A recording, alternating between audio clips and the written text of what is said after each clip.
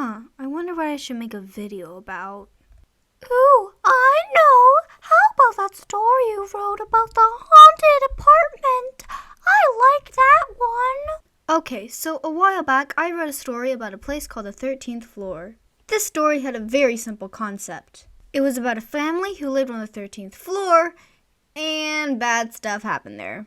Surprise, surprise. So you know what this means. It's time for another story. Welcome to the 13th floor. A building was on the 13th street. An apartment was on the 13th floor of that building. And on that 13th floor, there was a family. And that family had 13 members. There was a mom, a dad, 5 girls, and 6 boys. The girls were Layla, Zayla, Shayla, Kayla, and Willow. Layla, Zayla, Shayla, and Kayla were called the Selfie Squad because they all loved selfies and were self-absorbed. The boys were Asher, Dasher, Masher, Lasher, Basher, and Weston. Asher, Dasher, Masher, Lasher, and Basher were nicknamed the Troublesome Troop. Why? Because all of them loved to cause trouble. Willow and Weston were twins, the W twins. Hopefully you can tell why.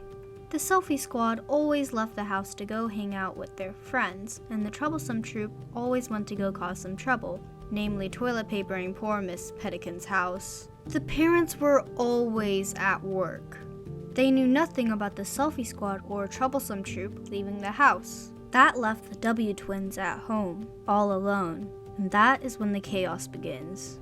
Before I continue, be sure to... Ow.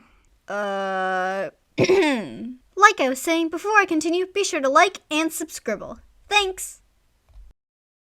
Bye everyone, don't get into any trouble, their parents would say as they walked out the door. An hour afterwards, the Troublesome Troop would go out to cause mischief, and 30 minutes after that, the Selfie Squad would go shopping. That left Weston and Willow alone, all alone in the apartment. Lights would flicker, and before the twins knew it, the electricity was out.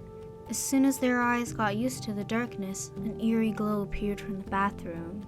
This happened every time, but it still scared them. A horribly face-painted clown would jump out and scare them next. Screaming, they would run down the hall to the kitchen where the next trap was set. First it was Weston. He would fall to the ground, writhing from an unknown pain. Willow had to suppress every instinct to save him because of what would happen next. Sure enough, Willow fell to the floor too and screamed.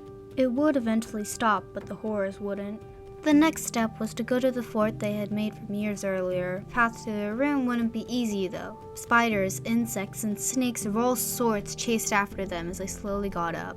The trip to the hallway was full of hallucinations. Visions of their parents scolding them, failing an important test, being left behind, being wrongly accused, growing poor. All of these things haunted them until they were at the entrance of their room. Here, voices will whisper things to them. Things of discouragement. You can't do this, assuring them that their greatest fears were just behind the threshold. The twins knew this wasn't true, but it was hard to get to their safety fort. They would finally make it. The trip alone would take about an hour of their time, but it wasn't long enough. Their parents wouldn't come back until 7 o'clock at night, and it wasn't even noon yet. The twins would hide out in their fortress, listening to the insects trying to get in. Around 3 p.m., the ground would shake, and Willow and Weston could see silhouettes of witches, ghosts, and other terrible objects. After the hour ended, 4 p.m. came, and sickness came with it too. The twins would start to feel very ill, from vomiting to fevers. This would last until 5, when things settled down a bit. 5:30 p.m., the Selfie Squad came, and at 6, the Troublesome Troop stormed in. It wasn't quite over. Though the horrors had stopped, there were still the siblings to deal with. Some might argue the hour until 7 was the scariest of them all, because the twins had to deal with all 9 of their brothers and sisters in the same house. At 7, their parents would come home and ask if they behaved well. They would all say yes, dinner was served, and everyone hit the hay. Once Weston asked Willow as they lay their heads on their pillows, "Do you think things will ever get any better?" Willow replied, her voice slightly tinted with sadness. "No, I don't think they ever will. After all, we live on the 13th floor." Well, I hope you guys liked the story. Was it scary? Probably not, but at least I tried. Anyways, thanks for 18 subs. I hope to release new videos every week or so. So like and subscribe if you want to see more like this. Thank you.